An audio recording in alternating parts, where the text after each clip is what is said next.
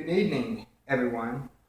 I would like to take this opportunity to talk to you this evening about college athletics that involves both men and women, and how the current system in place, which by the way has been in place for many decades, needs changing. Now, most people will argue that the system in place today is working fine. However, I think that we need to modernize the system, bring it up to today's standards. Now, the biggest change that I think that we as a society in the United States can make is by compensating athletes with financial means. Now, I'm not talking about necessarily paying these athletes hundreds of thousands of dollars. More like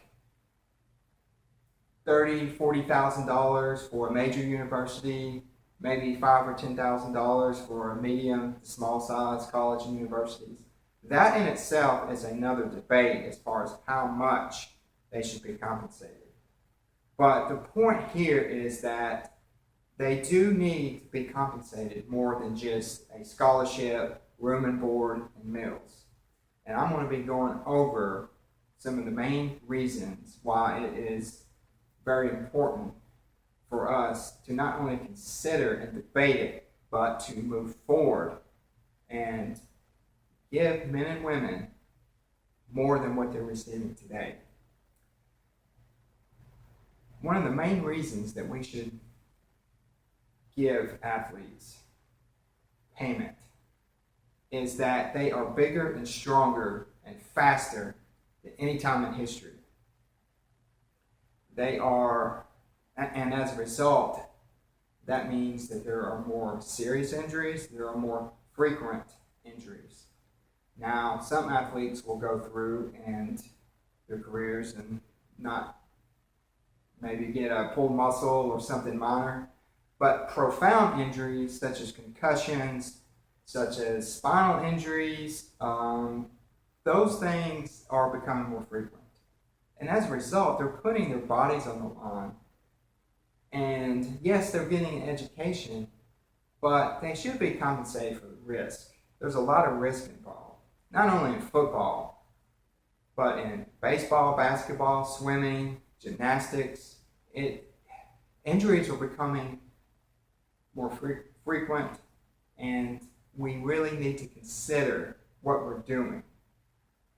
Another main point is that a lot of these athletes, I wouldn't necessarily a lot, but a good amount of athletes come from poor families. And when they are recruited out of high school, they are,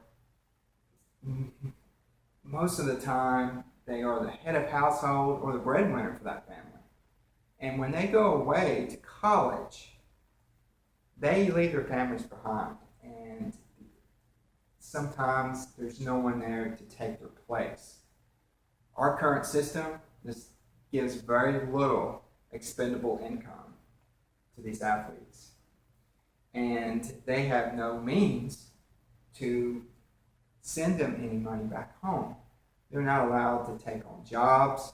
They're not allowed to do very much. And therefore their families suffer.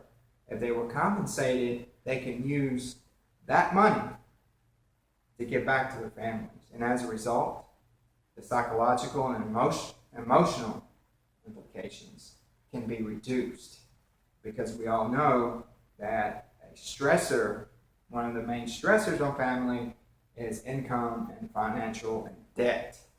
So we need to consider that not all athletes come from middle class and upper class families where their parents can give them money and they can relax, have a good time.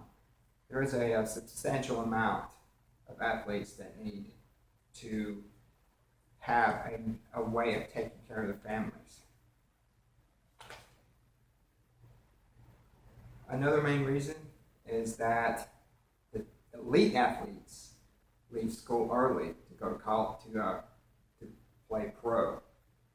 Now, consider this though.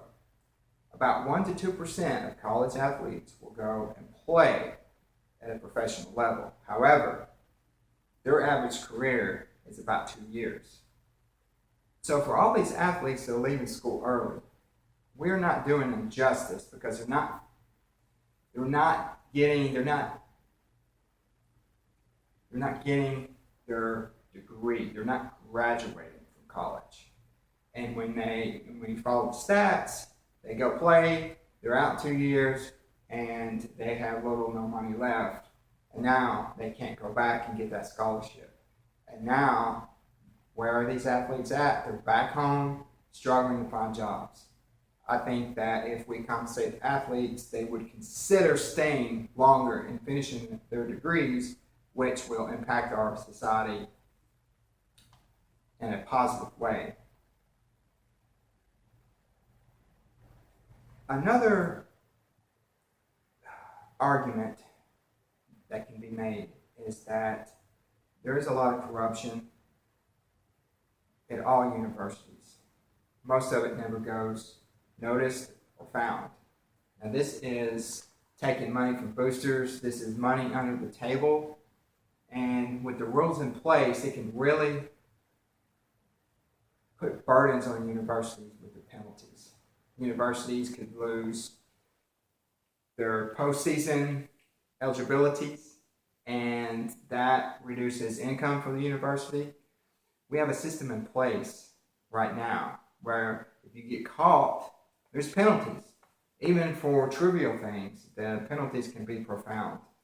I think if we just loosen the strings and give athletes some income besides the little amount they're getting, they can really focus on doing the right things. Because when you're broke, what do you usually do? You can't get a job, so you've got to resort to money under the table or possibly even criminal activities. And if we can eliminate those types of actions, I believe that our universities and colleges can be cleaner, and there should not be as much to worry about. So in conclusion today, I've made a few points on why we should consider modernizing the system. I do not believe it reflects today's times. There's a lot going on with the diversity of the athletes that are coming in. There's more poverty, and therefore students need access to income.